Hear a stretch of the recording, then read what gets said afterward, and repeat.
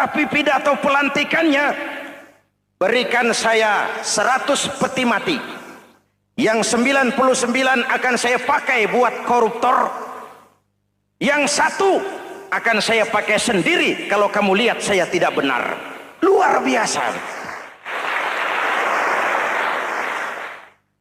Yang diperlukan sekarang ini keteladanan, hulama'uhum, sikap ngayomi, mencari jalan keluar, bukan memamerkan kekuasaan, memamerkan kekuatan, arogansi, menghormati perbedaan.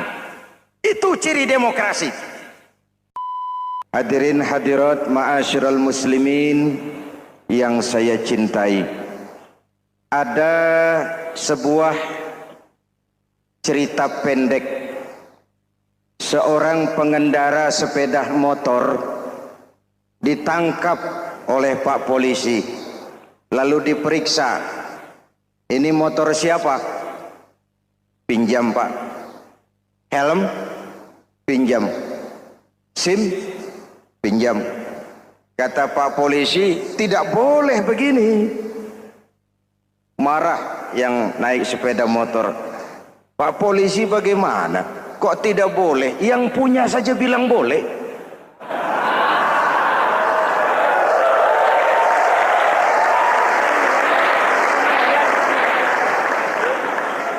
Cerita ini memberikan gambaran bagaimana masyarakat kita sekarang cenderung memboleh-bolehkan diri sendiri, melahirkan permissive society.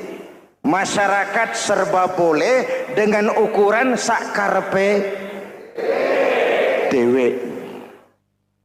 Itu sebabnya agama diturunkan.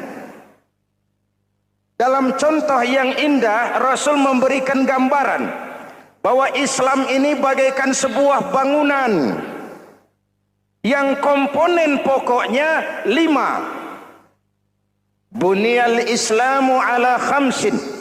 Islam dibangun di atas 5 komponen pokok. Jadi kalau Islam ini ibarat bangunan, unsur penunjang pokoknya itu 5. Mari kita analogkan Islam dengan bangunan. Kalau saudara akan membangun rumah, sebelum pasang tiang, pasang genteng, pasang jendela, apa yang lebih dulu dibangun? Fondasi. Kalau Islam ibarat bangunan, fondasinya adalah syahadatu an la ilaha illallah wa anna muhammadar rasulullah. Ini fondasi. Jikalau kuat fondasi, aman bangunan. Jikalau rapuh fondasi, lentur dan luntur bangunan. Maka kuat atau tidak kuatnya bangunan Islam kita bergantung kepada keyakinan dasar tadi, fondasi. Saya bersaksi tidak ada Tuhan selain Allah, artinya saya tidak akan menyembah kecuali hanya kepada Allah. Orang yang benar fondasinya beres sujudnya. Kalau saya yakin tidak ada Tuhan selain Allah, saya tidak akan minta rezeki kecuali hanya kepada Allah. Orang yang benar fondasinya, giat bekerjanya, jauh dari tipu menipu, jauh dari renten, jauh dari riba, jauh dari korupsi, jauh dari judi. Keyakinan memberikan warna terhadap bentuk kepribadian. Kalau saya yakin tidak ada Tuhan selain Allah, saya tidak akan pernah takut kecuali hanya kepada Allah. Saya tidak akan melarikan persoalan kecuali hanya kepada Allah. Saya tidak akan menggantungkan hidup kecuali hanya kepada Allah. Saya tidak akan minta tolong kecuali hanya kepada Allah. Meresap ke dalam jiwa. Untuk keyakinan seperti ini, orang-orang tua kita dahulu berlinang air mata, bersimbah darah, bahkan berkorban nyawa, melaksanakan hijrah untuk mempertahankan keyakinan. Ini intan paling mahal dan ini mutiara paling berharga. Zaman boleh berubah, tapi pondasi tidak boleh goyah. Masa boleh berganti, tapi pondasi jangan sampai mati. Karena iman kita hidup, untuk iman kita berjuang, dan dalam iman kita ingin kembali menghadap Allah Subhanahu. Masih ingat cerita tentang Bilal? Masih? Mengulang kaji saja. Bilal itu budak sahaya. Ketika masuk Islam dipanggil oleh majikannya. Bilal, iya bos. Saya dengar kamu masuk Islam ya? Iya bos. Kok berani-beraninya kamu masuk Islam? Memangnya kamu budak siapa Bilal? Iya budak bos. Bos. Kamu kerja sama siapa? Sama bos. Bos. Yang gaji kamu siapa? Ya bos. Nah, kamu kan ngerti Bilal. Kamu budak saya, kamu kerja dengan saya, yang gaji kamu saya, yang beri makan saya. Kenapa? Kok beraninya masuk Islam padahal kamu belum saya kasih izin? Bos, bos boleh beli badan saya, tapi jangan mimpi bisa membeli jiwa saya. Tuhan boleh kuasai badan saya, tapi jangan mimpi bisa menguasai keyakinan saya. Saya memang benar Tuhan yang gaji, tapi kan saya digaji, saya kerja. Kerja itu kewajiban saya, gaji itu hak saya. Soal keyakinan, jangan ikut campur bos. Kurang ajar kamu Bilal. Biarin. Bilal, begini saja.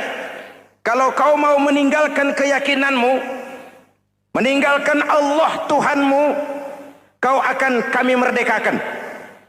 Tapi kalau kau tetap dalam keyakinanmu, kamu akan saya siksa sampai mati.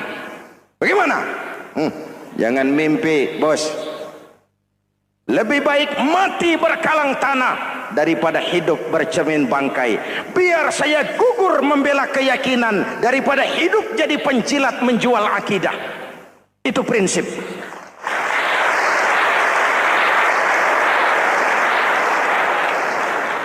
Gendeng kamu. Ayo siksa. Tangannya diikat, dihimpit dengan batu berat, dijemur dengan terik matahari padang pasir, terkelupas kulitnya, mengalir darah dari sekujur badannya, pecah bibirnya. Ayo Bilal, tetap bertuhan Allah dan kau akan mati di sini, atau kembali ke agama lama, kau jadi merdeka. Dari bibir yang pecah itu cuma keluar Allahu Ahad. Bilal budak badannya, merdeka jiwanya, maka namanya ditulis dengan tinta emas dalam sejarah. Kita zaman sekarang merdeka badan kita, tapi sering budak mental dan jiwa kita, maka sejarah tidak pernah mau mencatat kita.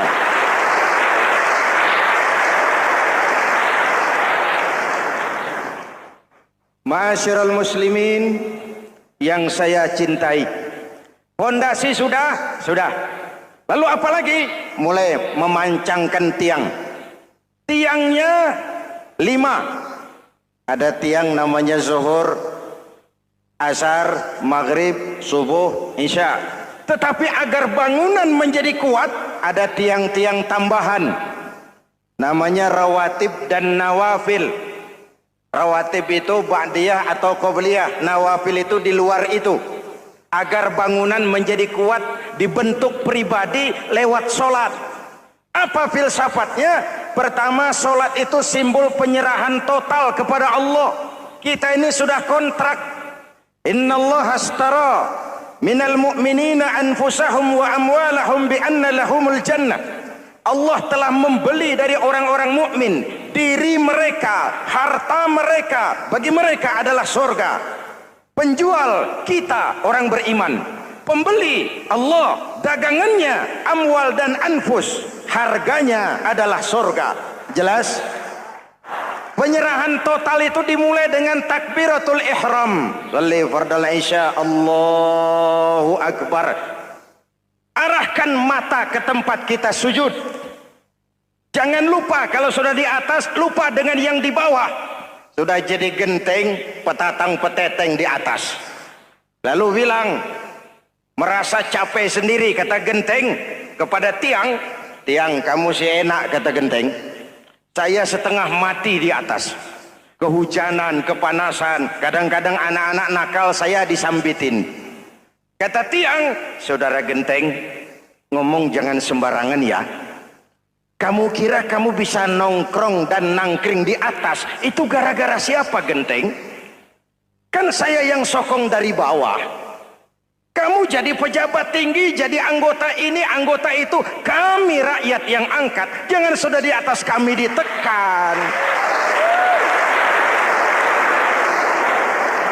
Jangan agama dijadikan topeng untuk kepentingan pribadi.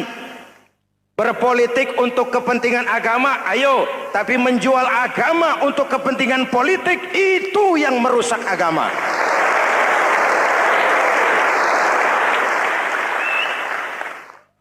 Ini kan kita lagi prihatin sedang meluncur kasus Bulog Gate 2. Innalillahi wa inna ilaihi raji'un. Kita lihat sajalah para petinggi kita sekarang bagaimana menyikapi hukum. Sebab saya dengar ada bargaining, orang takut teriak maling sapi karena DE maling wedus.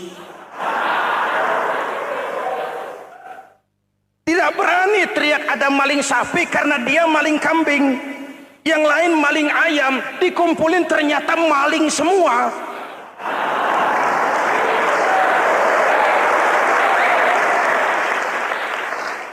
Hadirin yang saya hormati, ini melukai rasa keadilan. Oleh karena itu sholat mengajarkan kepada kita, dalam posisi berdiri, lihat tempat sujudmu, jangan menteleng terus ke atas lalu lupa dari mana kita berangkat. Itulah maknanya tawadhu, rendah hati, tidak melonjak angku dan sombong. Ada sebuah hadis Rasulullah bersabda, idza aradallahu biqaumin khairan, apabila Allah menginginkan kebaikan kepada satu bangsa, apabila Allah menginginkan kebaikan kepada satu kelompok rakyat, walla alaihim hulama'uhum, maka yang naik jadi pemimpin adalah orang-orang yang santun, orang-orang yang lemah lembut, bukan orang yang menggunakan kekerasan dan tiran, sedikit-sedikit main pecat. Itu terlambat lahir. Mestinya lahir di zaman Hitler, mestinya lahir di zaman Benito Mussolini, atau kalau mau lebih klasik lagi di zaman Fir'aun. Kalau Allah menginginkan kebaikan kepada satu masyarakat, satu bangsa, satu negara, naiklah orang-orang yang santun, yang ngayomi, yang menjadi solusi dan jalan keluar untuk kepentingan rakyatnya, mampu memberikan keteladanan. Saya tertarik dengan pidato Presiden Cina pada saat dilantik. Cina, Presiden Cina pasti tidak tahu Pancasila, pasti tidak kenal Islam, tapi pidato pelantikannya, berikan saya 100 peti mati, yang 99 akan saya pakai buat koruptor, yang satu akan saya pakai sendiri kalau kamu lihat saya tidak benar. Luar biasa. Yang diperlukan sekarang ini keteladanan, hulama'uhum, sikap ngayomi, mencari jalan keluar, bukan memamerkan kekuasaan, memamerkan kekuatan, arogansi, menghormati perbedaan. Itu ciri demokrasi. Lalu wa qada bainahum ulama'uhum, yang memutuskan hukum adalah pakarnya, ulamanya, mengambil keputusan secara profesional sehingga rakyat beroleh apa yang namanya kepastian hukum, merasa hidup terlindungi, aman dan nyaman.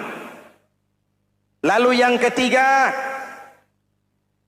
wa ja'alal mala fi askhiyaihim, peredaran harta pergerakan ekonomi berada di tangan orang-orang yang pemurah, yang tidak mau kaya sendiri, tidak mau senyum di atas penderitaan orang lain, menari di atas bangkai saudaranya.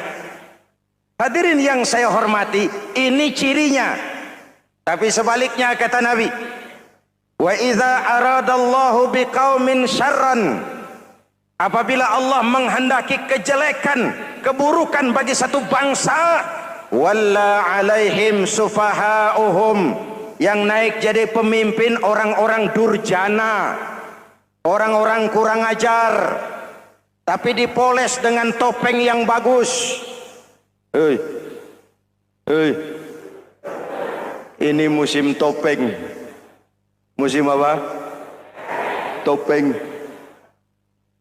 Topeng itu apa perlunya? Menyembunyikan wajah asli. Sekarang ini Dracula berwajah Arjuna.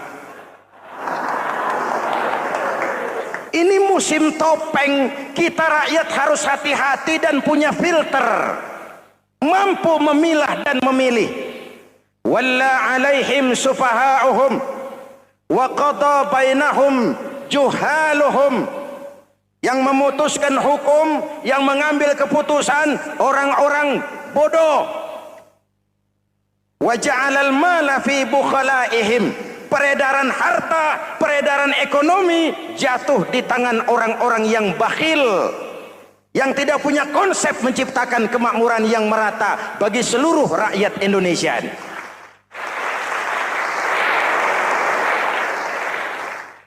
Oke, kita kembali kepada tiang. Ini kan lagi cerita tiang tadi ya. Kalau sedang berdiri, lihat tempat sujud, jangan menteleng terus ke atas. Terserang penyakit tamak bin rakus alias serakah. Nah, selesai. Anggota badan yang paling terhormat ini kepala. Ketika sujud, sama rendahnya dengan telapak kaki. Allahu Akbar, yang besar cuma Allah. Apa bedanya saya dengan saudara? Tidak ada, kecuali saya ngomong saudara dengerin. Kita sama-sama beribadah, sama-sama mencari nilai tambah di hadapan Allah.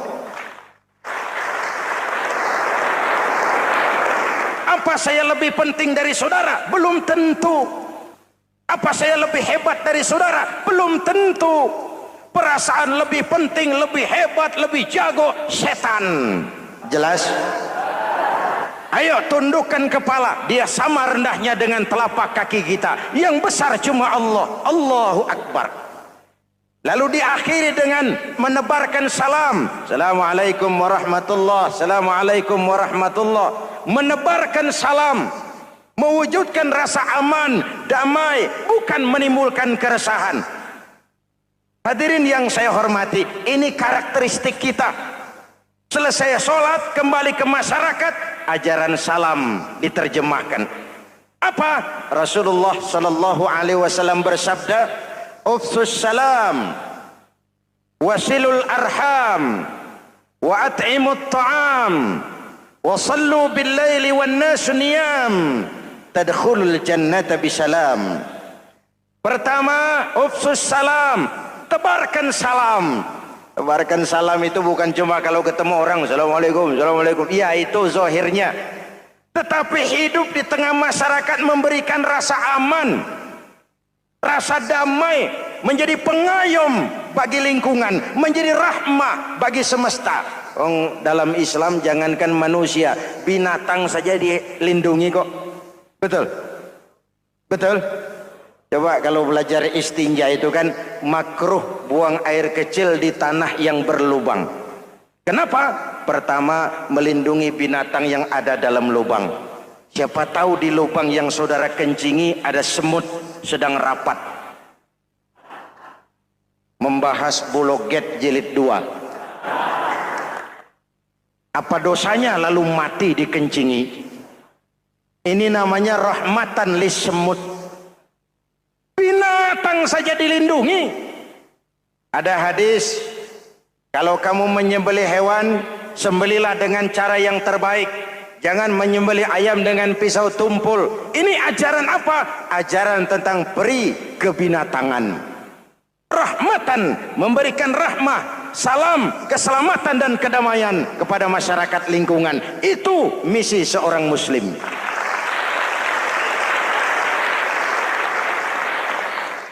Hadirin hadirat ma'asyiral muslimin yang saya cintai, saya kembali kepada pesan Nabi tadi itu. Pertama, ufsus salam, sebarkan salam. Sekarang ini kan yang banyak sebarkan isu, sebarkan fitnah, hancurkan nama baik orang, hantam orang di mana-mana. Padahal yang diajarkan ufsus salam, sebarkan perdamaian, bukan permusuhan. Cari kebenaran, bukan kemenangan. Lalu yang kedua, wasilul arham, sambungkan silaturahmi, tegakkan semangat kekeluargaan dan persaudaraan. Karena kita sudah diikat dengan tali akidah. Mari kita saling bertanya setelah lewat hari-hari yang dimana kita seperti saling berhadapan, seperti tercabut dari akar budaya kita sebagai bangsa. Semangat gotong royong, semangat kekeluargaan makin lentur dan luntur, dan perlu kita angkat kembali ke permukaan. Silul arham, sambungkan semangat silaturahmi. Wa at'imut ta'am, berikan makan orang-orang yang kelaparan, mempunyai kepekaan dan kepedulian. Jangan menari di atas penderitaan orang, jangan tersenyum di atas isak tangis tetangga. At'imut ta'am, mempunyai kepedulian yang tinggi. Wa sallu bil laili wan nasu niyam, bangunlah di keheningan malam ketika orang sedang tidur.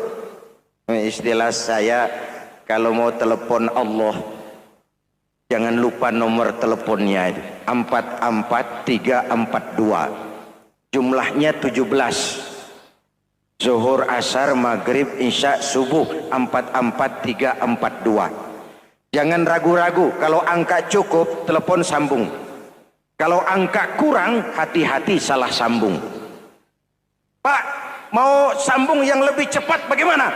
Bisa, selain nomor itu, coba pakai sambungan langsung jarak jauh. Namanya SLJJ. Kapan? Tengah malam. Kenapa tengah malam? Lebih murah. Lebih murah. Saluran kosong, telepon jarang yang pakai, orang banyak tidur. Wa minal laili fatahajjad bihi nafilatan lak asa ayyab'atsaka rabbuka maqaman mahmuda. Nun, di keheningan malam bangun. Seperti bapak-bapak, ibu-ibu sering bangun tengah malam ya Bu? Ya. Ngapain?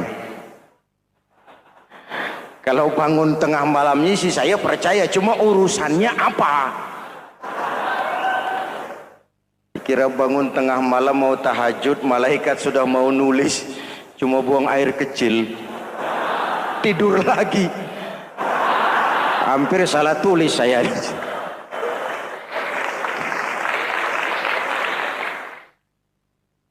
Baik, fondasi sudah Pak, tiang siap, lalu apa lagi? Nah, rumah itu supaya ada batas, perlu pagar, dinding, tembok.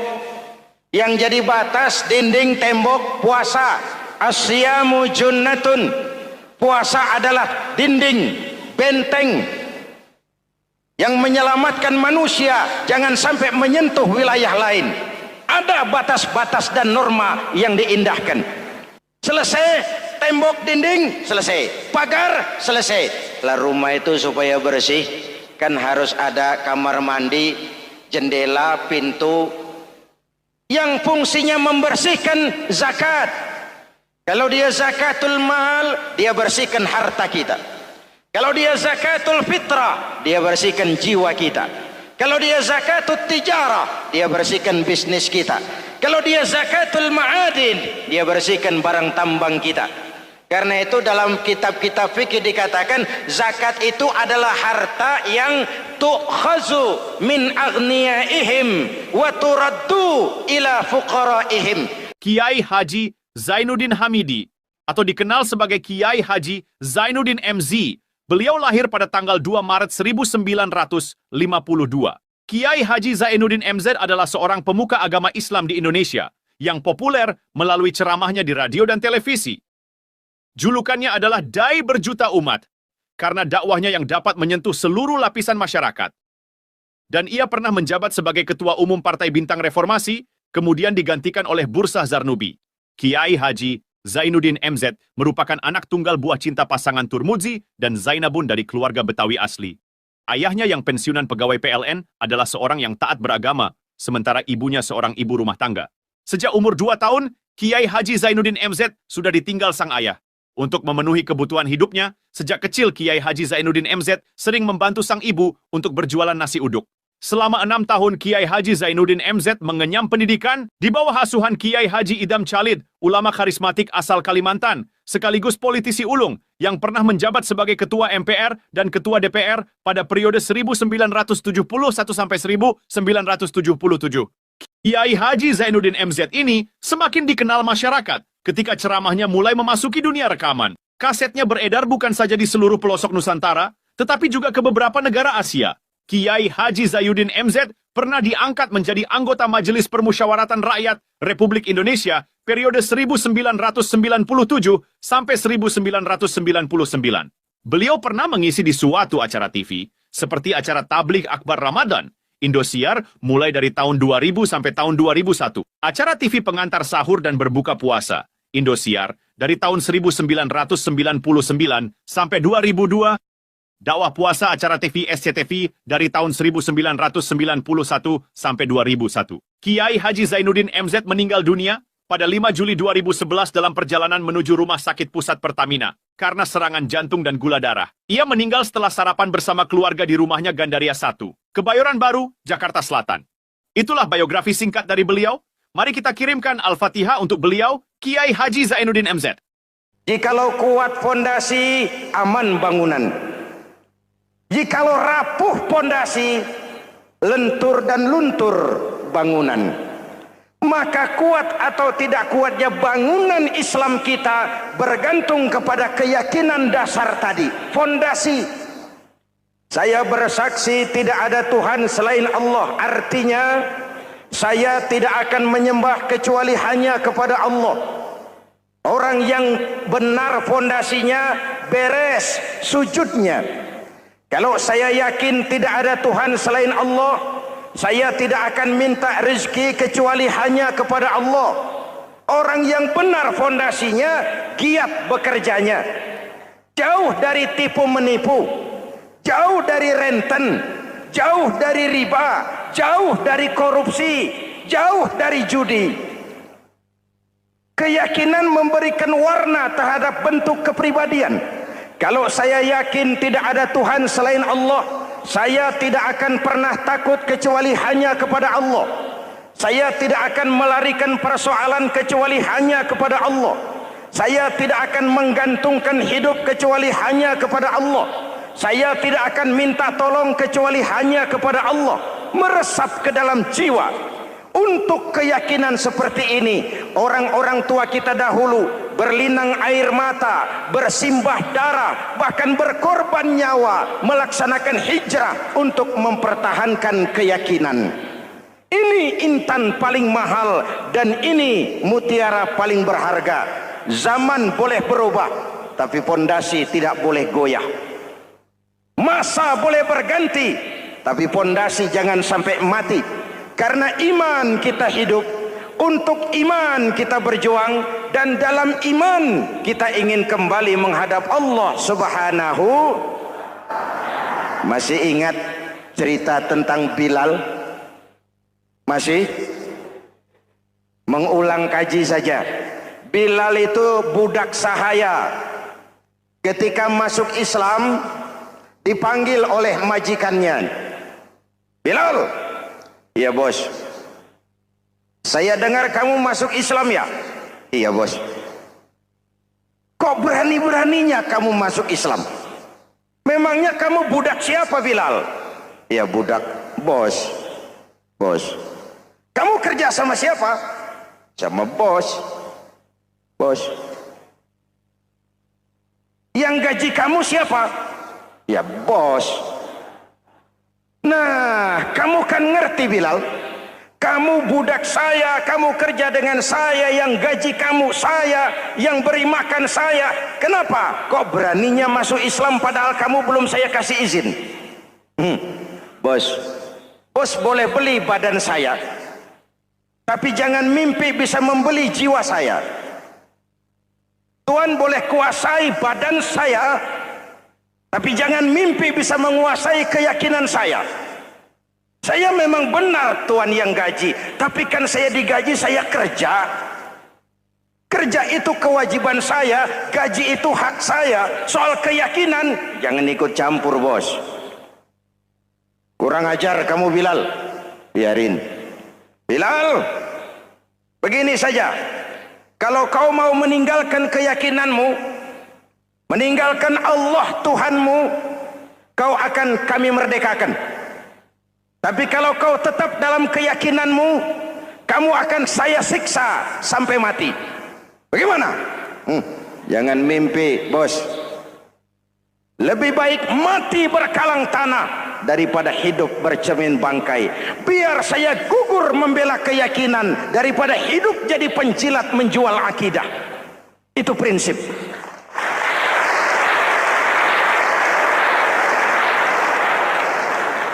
Gendeng kamu. Ayo, siksa. Tangannya diikat, dihimpit dengan batu berat, dijemur dengan terik matahari padang pasir, terkelupas kulitnya, mengalir darah dari sekujur badannya, pecah bibirnya. Ayo Bilal, tetap bertuhan Allah dan kau akan mati di sini, atau kembali ke agama lama, kau jadi merdeka. Dari bibir yang pecah itu cuma keluar Allahu Ahad. Bilal budak badannya, merdeka jiwanya, maka namanya ditulis dengan tinta emas dalam sejarah. Kita zaman sekarang merdeka badan kita, tapi sering budak mental dan jiwa kita, maka sejarah tidak pernah mau mencatat kita.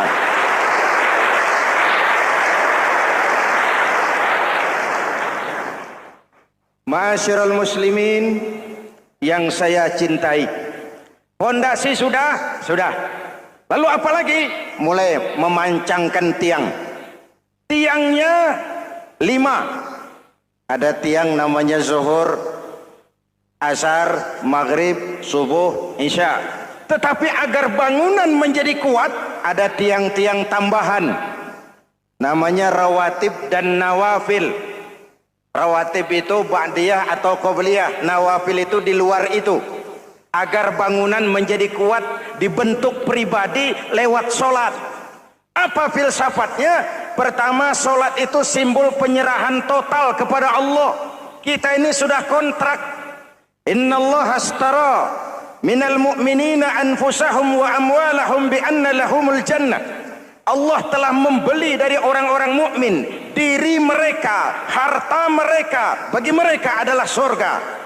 Penjual kita orang beriman, pembeli Allah, dagangannya amwal dan anfus, harganya adalah surga. Jelas?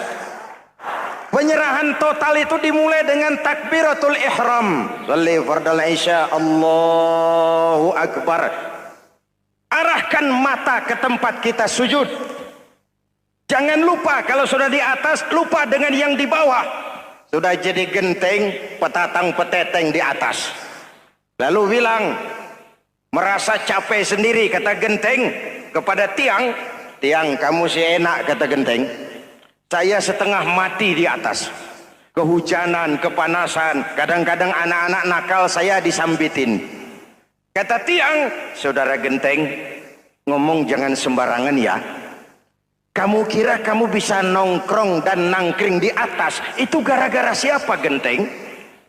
Kan saya yang sokong dari bawah. Kamu jadi pejabat tinggi, jadi anggota ini, anggota itu. Kami rakyat yang angkat, jangan sudah di atas kami ditekan. Jangan agama dijadikan topeng untuk kepentingan pribadi. Berpolitik untuk kepentingan agama, ayo. Tapi menjual agama untuk kepentingan politik, itu yang merusak agama.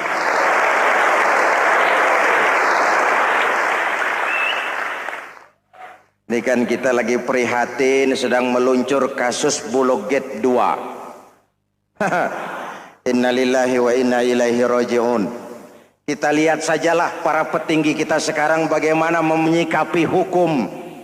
Sebab saya dengar ada bargaining, orang takut teriak maling sapi karena DE maling wedus. Tidak berani teriak ada maling sapi karena dia maling kambing. Yang lain maling ayam, dikumpulin ternyata maling semua.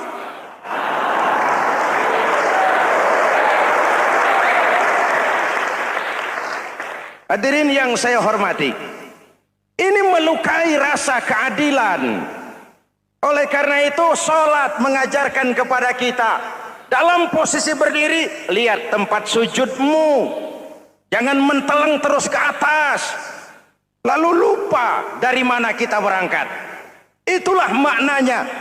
Tawadhu, rendah hati, tidak melonjak angku dan sombong. Ada sebuah hadis, Rasulullah bersabda, "Idza aradallahu biqaumin khairan." Apabila Allah menginginkan kebaikan kepada satu bangsa, apabila Allah menginginkan kebaikan kepada satu kelompok rakyat, walla alaihim khulama'uhum, maka yang naik jadi pemimpin adalah orang-orang yang santun, orang-orang yang lemah lembut, bukan orang yang menggunakan kekerasan dan tiran, sedikit-sedikit main pecat. Itu terlambat lahir. Mestinya lahir di zaman Hitler, mestinya lahir di zaman Benito Mussolini, atau kalau mau lebih klasik lagi di zaman Fir'aun.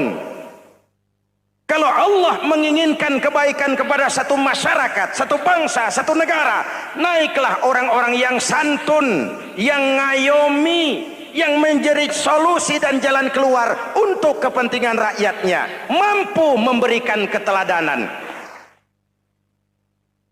Saya tertarik dengan pidato Presiden Cina pada saat dilantik. Cina, Presiden Cina pasti tidak tahu Pancasila, pasti tidak kenal Islam, tapi pidato pelantikannya, berikan saya 100 peti mati, yang 99 akan saya pakai buat koruptor, yang satu akan saya pakai sendiri kalau kamu lihat saya tidak benar. Luar biasa. Yang diperlukan sekarang ini keteladanan, khulama'uhum, sikap ngayomi, mencari jalan keluar, bukan memamerkan kekuasaan, memamerkan kekuatan, arogansi, menghormati perbedaan. Itu ciri demokrasi. Lalu wa qada bainahum ulama'uhum, yang memutuskan hukum adalah pakarnya, ulamanya, mengambil keputusan secara profesional sehingga rakyat beroleh apa yang namanya kepastian hukum, merasa hidup terlindungi, aman dan nyaman. Lalu yang ketiga, wa ja'alal mala fi askhiyaihim, peredaran harta, pergerakan ekonomi berada di tangan orang-orang yang pemurah, yang tidak mau kaya sendiri, tidak mau senyum di atas penderitaan orang lain, menari di atas bangkai saudaranya. Hadirin yang saya hormati, ini cirinya. Tapi sebaliknya kata Nabi, wa idza aradallahu biqaumin syarran, apabila Allah menghendaki kejelekan, keburukan bagi satu bangsa, walla alaihim sufahauhum, yang naik jadi pemimpin orang-orang durjana, orang-orang kurang ajar, tapi dipoles dengan topeng yang bagus. Hei, hei, ini musim topeng. Musim apa? Topeng. Topeng itu apa perlunya? Menyembunyikan wajah asli. Sekarang ini Dracula berwajah Arjuna. Ini musim topeng. Kita rakyat harus hati-hati dan punya filter, mampu memilah dan memilih. Walla alaihim sufaha'uhum wa qada bainahum juhaluhum. Yang memutuskan hukum, yang mengambil keputusan orang-orang bodoh. Wa ja'alal mala fi bukhalaihim. Peredaran harta, peredaran ekonomi jatuh di tangan orang-orang yang bakhil, yang tidak punya konsep menciptakan kemakmuran yang merata bagi seluruh rakyat Indonesia.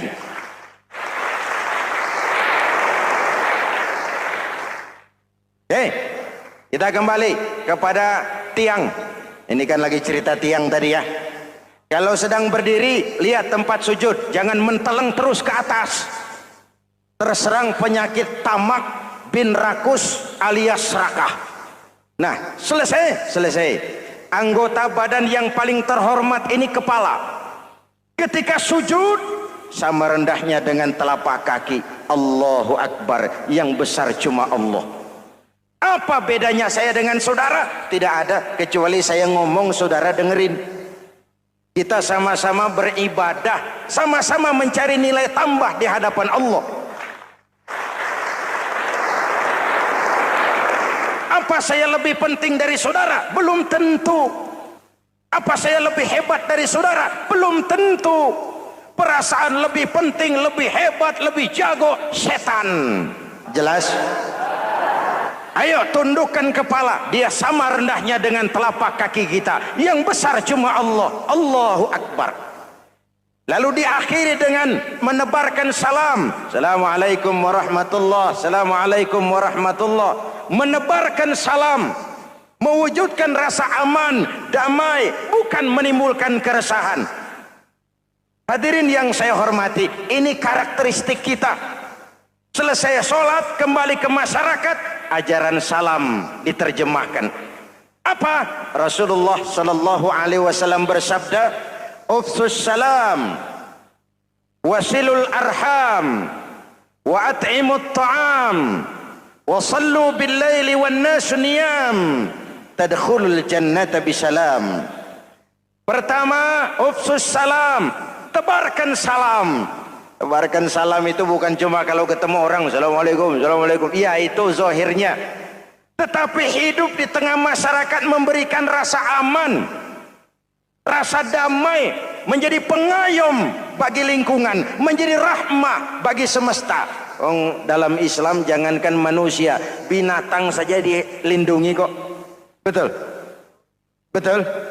Coba kalau belajar istinja itu kan makruh buang air kecil di tanah yang berlubang. Kenapa? Pertama, melindungi binatang yang ada dalam lubang. Siapa tahu di lubang yang saudara kencingi ada semut sedang rapat membahas Bologet jilid 2. Apa dosanya lalu mati dikencingi? Ini namanya rahmatan lis semut. Binatang saja dilindungi. Ada hadis, kalau kamu menyembelih hewan, sembelilah dengan cara yang terbaik. Jangan menyembelih ayam dengan pisau tumpul. Ini ajaran apa? Ajaran tentang peri kebinatangan. Rahmatan, memberikan rahmah, salam, keselamatan dan kedamaian kepada masyarakat lingkungan. Itu misi seorang muslim.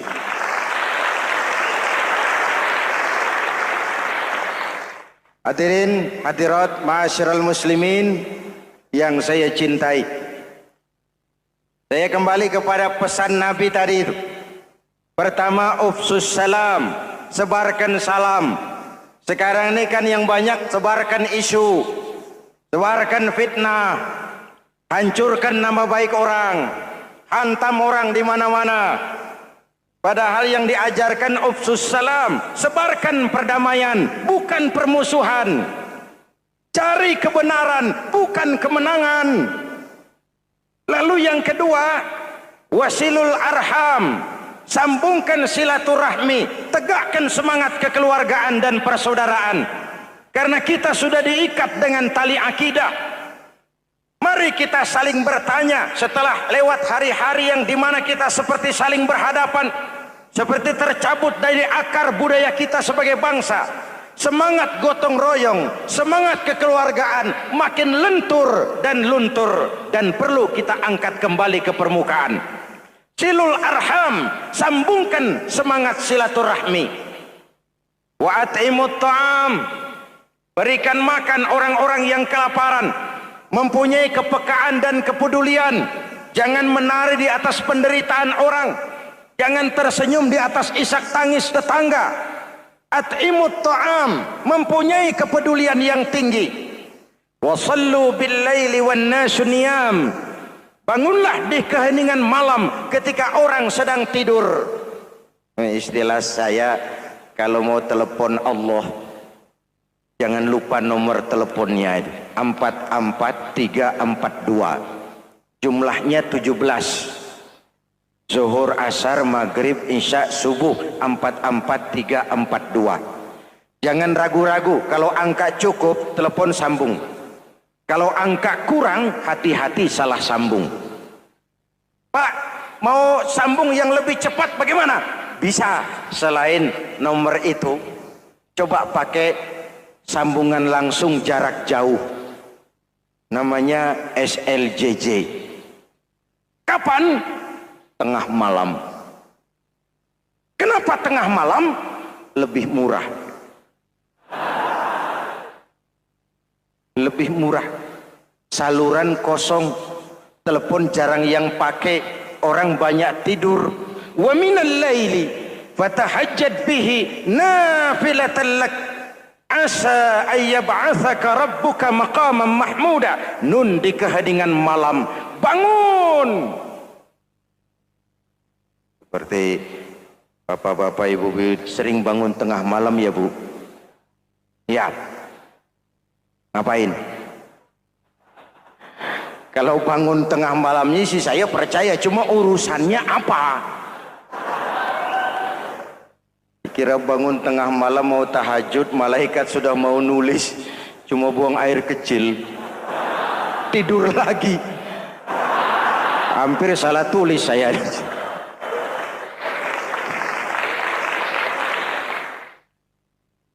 Baik, fondasi sudah Pak, tiang siap. Lalu apa lagi? Rumah itu supaya ada batas, perlu pagar, dinding, tembok. Yang jadi batas, dinding, tembok, puasa. Asyamu junnatun, puasa adalah dinding, benteng yang menyelamatkan manusia jangan sampai menyentuh wilayah lain. Ada batas-batas dan norma yang diindahkan. Selesai, tembok, dinding, selesai. Pagar, selesai. Lah rumah itu supaya bersih, kan harus ada kamar mandi, jendela, pintu, yang fungsinya membersihkan zakat. Kalau dia zakatul mal, dia bersihkan harta kita. Kalau dia zakatul fitrah, dia bersihkan jiwa kita. Kalau dia zakatul tijarah, dia bersihkan bisnis kita. Kalau dia zakatul ma'adin, dia bersihkan barang tambang kita. Karena itu dalam kitab-kitab fikih dikatakan zakat itu adalah harta yang tu'khazu min aghniyaihim wa turaddu ila fuqaraihim. Jikalau kuat fondasi, aman bangunan. Jikalau rapuh fondasi, lentur dan luntur bangunan. Maka kuat atau tidak kuatnya bangunan Islam kita bergantung kepada keyakinan dasar tadi, fondasi. Saya bersaksi tidak ada Tuhan selain Allah, artinya saya tidak akan menyembah kecuali hanya kepada Allah. Orang yang benar fondasinya beres sujudnya. Kalau saya yakin tidak ada Tuhan selain Allah, Saya tidak akan minta rezeki kecuali hanya kepada Allah. Orang yang benar fondasinya, giat bekerjanya, jauh dari tipu menipu, jauh dari renten, jauh dari riba, jauh dari korupsi, jauh dari judi. Keyakinan memberikan warna terhadap bentuk kepribadian. Kalau saya yakin tidak ada Tuhan selain Allah, saya tidak akan pernah takut kecuali hanya kepada Allah. Saya tidak akan melarikan persoalan kecuali hanya kepada Allah. Saya tidak akan menggantungkan hidup kecuali hanya kepada Allah. Saya tidak akan minta tolong kecuali hanya kepada Allah. Meresap ke dalam jiwa. Untuk keyakinan seperti ini, orang-orang tua kita dahulu berlinang air mata, bersimbah darah, bahkan berkorban nyawa, melaksanakan hijrah untuk mempertahankan keyakinan. Ini intan paling mahal dan ini mutiara paling berharga. Zaman boleh berubah, tapi pondasi tidak boleh goyah. Masa boleh berganti, tapi pondasi jangan sampai mati. Karena iman kita hidup, untuk iman kita berjuang, dan dalam iman kita ingin kembali menghadap Allah Subhanahu. Masih ingat cerita tentang Bilal? Masih? Mengulang kaji saja. Bilal itu budak sahaya. Ketika masuk Islam, dipanggil oleh majikannya. Bilal, iya bos. Saya dengar kamu masuk Islam ya? Iya bos. Kok berani-beraninya kamu masuk Islam? Memangnya kamu budak siapa Bilal? Iya budak bos. Bos. Kamu kerja sama siapa? Sama bos. Bos. Yang gaji kamu siapa? Ya bos.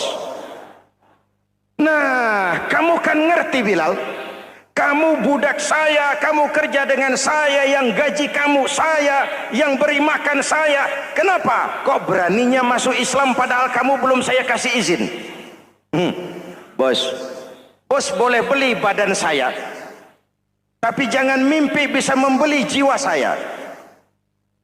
Tuhan boleh kuasai badan saya, tapi jangan mimpi bisa menguasai keyakinan saya. Saya memang benar Tuhan yang gaji, tapi kan saya digaji, saya kerja. Kerja itu kewajiban saya, gaji itu hak saya. Soal keyakinan, jangan ikut campur bos. Kurang ajar kamu Bilal. Biarin. Bilal, begini saja. Kalau kau mau meninggalkan keyakinanmu, meninggalkan Allah Tuhanmu, kau akan kami merdekakan. Tapi kalau kau tetap dalam keyakinanmu, kamu akan saya siksa sampai mati. Bagaimana? Jangan mimpi bos. Lebih baik mati berkalang tanah daripada hidup bercermin bangkai. Biar saya gugur membela keyakinan daripada hidup jadi penjilat menjual akidah. Itu prinsip.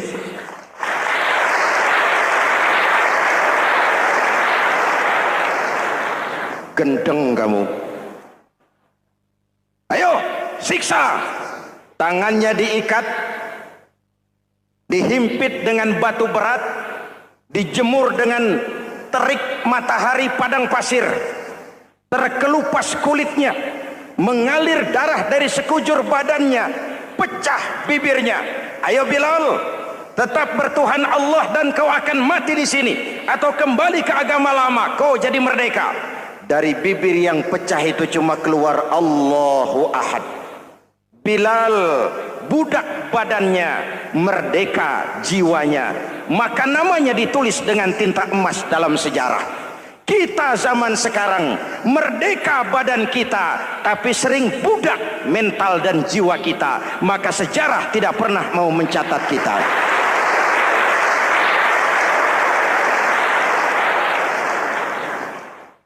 Masyarul muslimin yang saya cintai, fondasi sudah. Lalu apa lagi? Mulai memancangkan tiang. Tiangnya 5. Ada tiang namanya zuhur, asar, maghrib, subuh, isya. Tetapi agar bangunan menjadi kuat, ada tiang-tiang tambahan. Namanya rawatib dan nawafil. Rawatib itu ba'diyah atau qobliyah. Nawafil itu di luar itu. Agar bangunan menjadi kuat, dibentuk pribadi lewat sholat. Apa filsafatnya? Pertama, sholat itu simbol penyerahan total kepada Allah. Kita ini sudah kontrak. Innallaha astara minal mu'minina anfusahum wa amwalahum bi anna lahumul jannah. Allah telah membeli dari orang-orang mukmin diri mereka, harta mereka, bagi mereka adalah surga. Penjual kita orang beriman, pembeli Allah, dagangannya amwal dan anfus, harganya adalah surga. Jelas? Penyerahan total itu dimulai dengan takbiratul ihram. Shalli fardal isya, Allahu akbar. Arahkan mata ke tempat kita sujud. Jangan lupa kalau sudah di atas, lupa dengan yang di bawah. Sudah jadi genteng, petatang peteteng di atas. Lalu bilang, merasa capek sendiri, kata genteng kepada tiang. Tiang, kamu sih enak, kata genteng. Saya setengah mati di atas. Kehujanan, kepanasan, kadang-kadang anak-anak nakal saya disambitin. Kata tiang, saudara genteng, ngomong jangan sembarangan ya. Kamu kira kamu bisa nongkrong dan nangkring di atas, itu gara-gara siapa genteng? Kan saya yang sokong dari bawah. Kamu jadi pejabat tinggi, jadi anggota ini, anggota itu. Kami rakyat yang angkat. Jangan sudah di atas kami ditekan. Jangan agama dijadikan topeng untuk kepentingan pribadi. Berpolitik untuk kepentingan agama, ayo. Tapi menjual agama untuk kepentingan politik, itu yang merusak agama.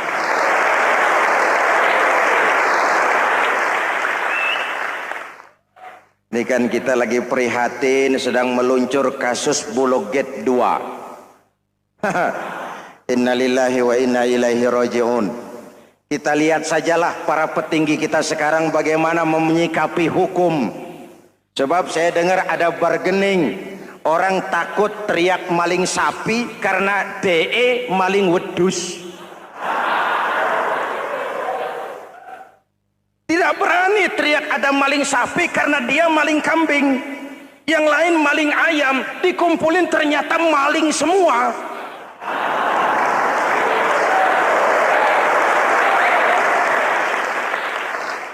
Hadirin yang saya hormati, ini melukai rasa keadilan.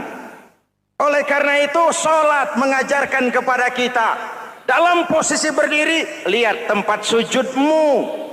Jangan menteleng terus ke atas, lalu lupa dari mana kita berangkat. Itulah maknanya tawadhu, rendah hati, tidak melonjak angku dan sombong. Ada sebuah hadis Rasulullah bersabda, "Idza aradallahu biqaumin khairan."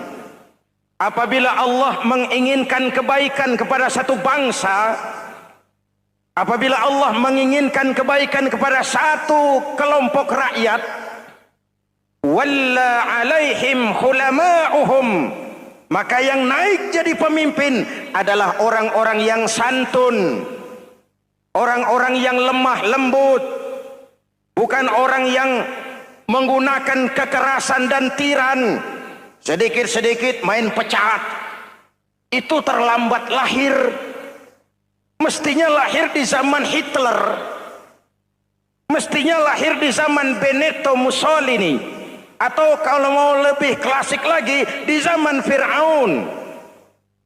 Kalau Allah menginginkan kebaikan kepada satu masyarakat, satu bangsa, satu negara, naiklah orang-orang yang santun, yang ngayomi, yang menjadi solusi dan jalan keluar untuk kepentingan rakyatnya, mampu memberikan keteladanan. Saya tertarik dengan pidato Presiden Cina pada saat dilantik. Cina, Presiden Cina pasti tidak tahu Pancasila, pasti tidak kenal Islam, Tapi pidato pelantikannya, berikan saya 100 peti mati. Yang 99 akan saya pakai buat koruptor. Yang 1 akan saya pakai sendiri kalau kamu lihat saya tidak benar. Luar biasa. Yang diperlukan sekarang ini keteladanan. Hulama'uhum, sikap ngayomi, mencari jalan keluar, bukan memamerkan kekuasaan, memamerkan kekuatan, arogansi, menghormati perbedaan. Itu ciri demokrasi. Lalu wa qada bainahum ulama'uhum, yang memutuskan hukum adalah pakarnya, ulamanya, mengambil keputusan secara profesional sehingga rakyat beroleh apa yang namanya kepastian hukum, merasa hidup terlindungi, aman dan nyaman. Lalu yang ketiga, wa ja'alal mala fi askhiyaihim, peredaran harta, pergerakan ekonomi berada di tangan orang-orang yang pemurah, yang tidak mau kaya sendiri, tidak mau senyum di atas penderitaan orang lain, menari di atas bangkai saudaranya. Hadirin yang saya hormati, ini cirinya. Tapi sebaliknya kata Nabi, wa idza aradallahu biqaumin syarran, apabila Allah menghendaki kejelekan, keburukan bagi satu bangsa, walla alaihim sufahauhum, yang naik jadi pemimpin orang-orang durjana, orang-orang kurang ajar, tapi dipoles dengan topeng yang bagus. Ini musim topeng. Musim apa? Topeng.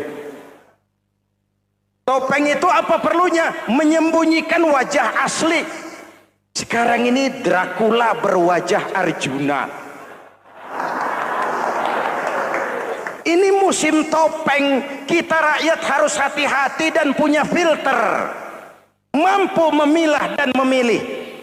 Walla alaihim sufahauhum wa qada bainahum juhaluhum, yang memutuskan hukum, yang mengambil keputusan orang-orang bodoh. Wa ja'alal mala fi bukhalaihim, peredaran harta, peredaran ekonomi jatuh di tangan orang-orang yang bakhil, yang tidak punya konsep menciptakan kemakmuran yang merata bagi seluruh rakyat Indonesia.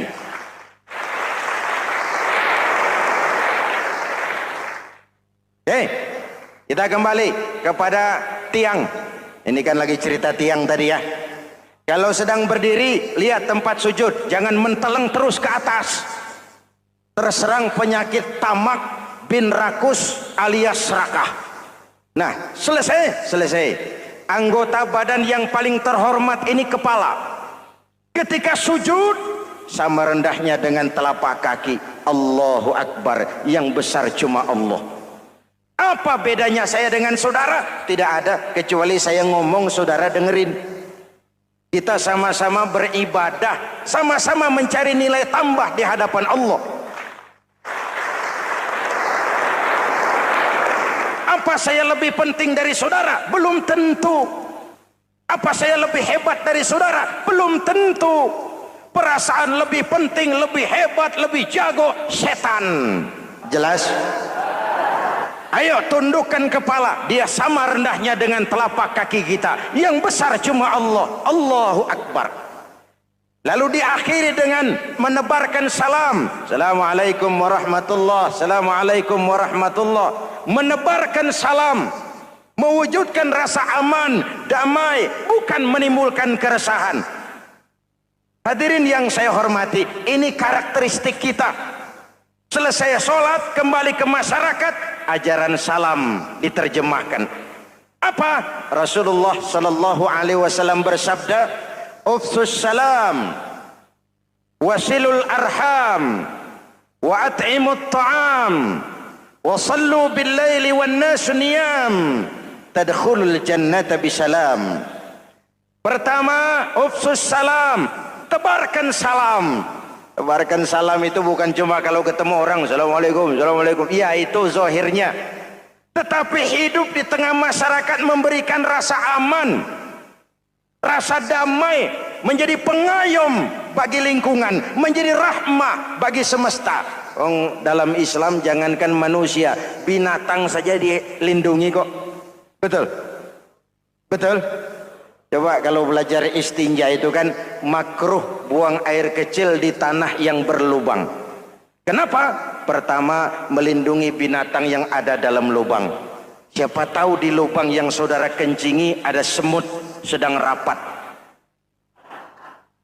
Membahas Bologet jilid 2. Apa dosanya lalu mati dikencingi? Ini namanya rahmatan lis semut. Binatang saja dilindungi. Ada hadis, kalau kamu menyembelih hewan, sembelilah dengan cara yang terbaik. Jangan menyembelih ayam dengan pisau tumpul. Ini ajaran apa? Ajaran tentang peri kebinatangan. Rahmatan, memberikan rahmah, salam, keselamatan dan kedamaian kepada masyarakat lingkungan. Itu misi seorang muslim.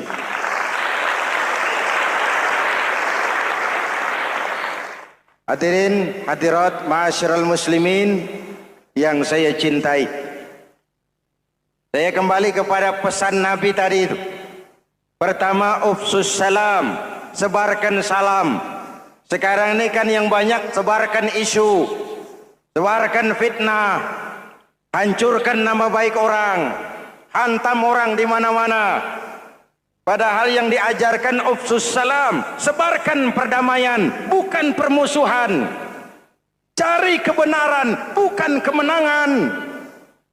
Lalu yang kedua, wasilul arham, sambungkan silaturahmi, tegakkan semangat kekeluargaan dan persaudaraan. Karena kita sudah diikat dengan tali akidah. Mari kita saling bertanya setelah lewat hari-hari yang dimana kita seperti saling berhadapan, seperti tercabut dari akar budaya kita sebagai bangsa. Semangat gotong royong, semangat kekeluargaan makin lentur dan luntur, dan perlu kita angkat kembali ke permukaan. Silul arham, sambungkan semangat silaturahmi. Wa at'imut ta'am, berikan makan orang-orang yang kelaparan. Mempunyai kepekaan dan kepedulian. Jangan menari di atas penderitaan orang, jangan tersenyum di atas isak tangis tetangga. At'imut ta'am, mempunyai kepedulian yang tinggi. Wasallu bil laili wan nasu niyam, bangunlah di keheningan malam ketika orang sedang tidur. Istilah saya, kalau mau telepon Allah, jangan lupa nomor teleponnya, 44342. Jumlahnya 17. Zuhur, asar, maghrib, isya, subuh, 44342. Jangan ragu-ragu, kalau angka cukup telepon sambung. Kalau angka kurang, hati-hati salah sambung. Pak, mau sambung yang lebih cepat bagaimana? Bisa, selain nomor itu, coba pakai sambungan langsung jarak jauh. Namanya SLJJ. Kapan? Tengah malam. Kenapa tengah malam? Lebih murah. Lebih murah. Saluran kosong, telepon jarang yang pakai, orang banyak tidur. Wa minal laili fatahajjad bihi nafilatan lak asa ayyab'atsaka rabbuka maqaman mahmuda. Nun, di keheningan malam bangun. Seperti bapak-bapak, ibu sering bangun tengah malam ya Bu? Ya. Ngapain? Kalau bangun tengah malamnya sih saya percaya, cuma urusannya apa? Kira bangun tengah malam mau tahajud, malaikat sudah mau nulis, cuma buang air kecil, tidur lagi. Hampir salah tulis saya.